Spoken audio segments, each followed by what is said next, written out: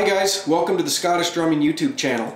Today I'm going to be talking about the first lesson for beginners, which is going to cover the grip of your sticks and also some basic strokes. Now these lessons are designed kind of like if you were going to a regular teacher for about one lesson a week. I'm going to give you enough material to practice for about a week and then take the next lesson and so on and so forth. I don't want you jumping ahead too far because just like in anything else, if you jump ahead and you start getting into things that are a little more complicated and you don't have the fundamentals down, you can start building in some poor execution and some bad habits which are a little harder to break. So I want you to keep that in mind. So treat this just like a regular lesson, only you get to do it in the convenience of your own home and it's free, but I want you to consider these as musical lessons. So the first thing we're going to go over today is the grip. The grip for traditional Scottish drumming is the traditional grip. Okay? Now you're going to see a lot of people out there, a lot of drummers, drumming with a matched grip. A lot of times this is for people playing on drum kits. Sometimes some marching band drummers will also play with a matched grip. You might even see some Scottish drummers with a matched grip. But generally speaking, you're going to do the traditional grip, which means the right hand, the stick is under the hand. The left hand, the stick is on top of the hand. The right hand is easy. These two fingers, your thumb and your forefinger, they become the pivot for your stick. It's about a third of the way down the stick is where that pivot's going to be.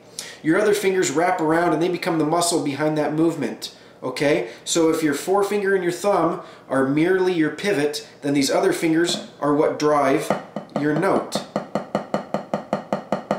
Alright? Simple. Just like you would normally pick up a drumstick and start playing, okay? That's how it is.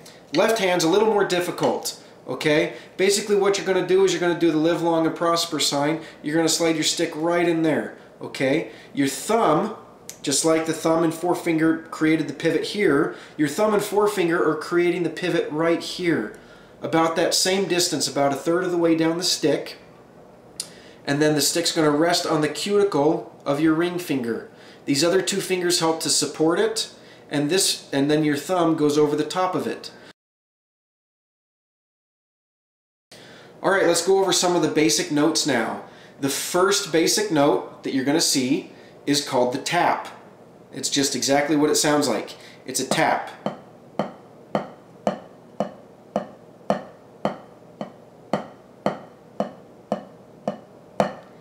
So I'm going to set my metronome to 90 beats per minute and just tap along. We're going to do 8 with the right and 8 with the left, and then we're going to alternate. Okay? So 8 with the right. Ready? Go. Left. Right. Left. Now notice I'm not mashing the stick into the head. It's light. I'm allowing it to bounce off the head.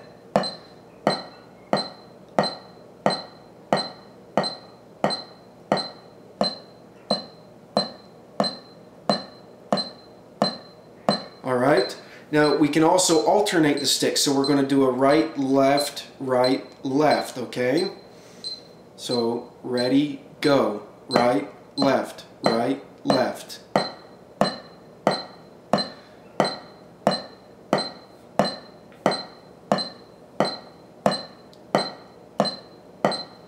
Again, we're not going to mash these sticks in.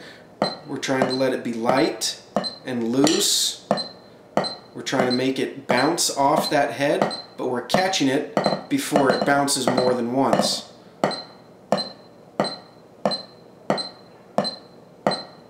Alright, so that's the basic tap.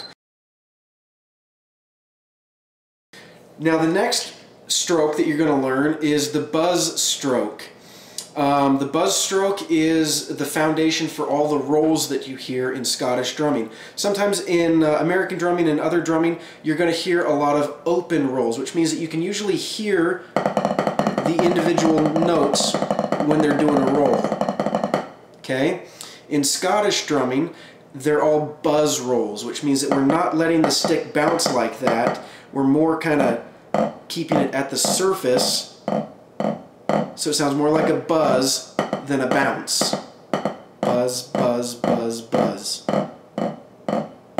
Now you do that, I do it by gripping the stick just a little more gently and putting a little bit of back pressure on the stick.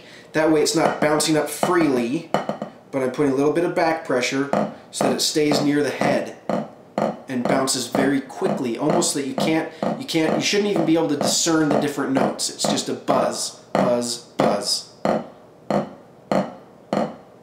Alright, so that's a buzz stroke, also with your left hand.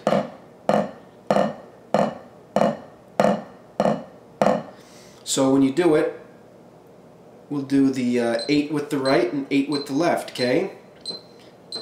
Ready, go.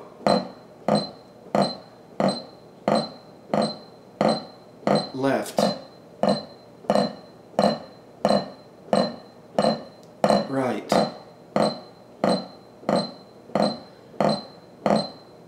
Left.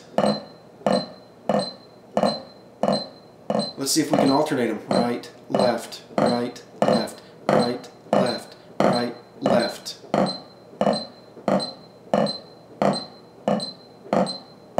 Alright, that's the buzz stroke.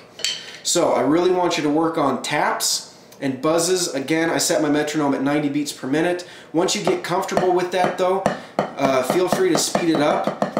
Keep in mind that we're not mashing it down onto our head. We're trying to keep it light and bouncy. Also, we're trying to keep it an even volume. We're not doing that, and we're not doing that. We're trying to keep it an even volume and an even tempo. Because what we're doing right now mostly is we're trying to get used to the traditional grip, and we're just starting to build up our ability to stay in beat and recognize that we're on tempo and really start to build that really good foundation for ourselves. So now next time we can build on that and start learning some different strokes, and I can show you where in music you're going to hear that and give you a couple more exercises to work on. Until then, happy drumming, and thanks for listening to the Scottish Drumming Channel. Bye.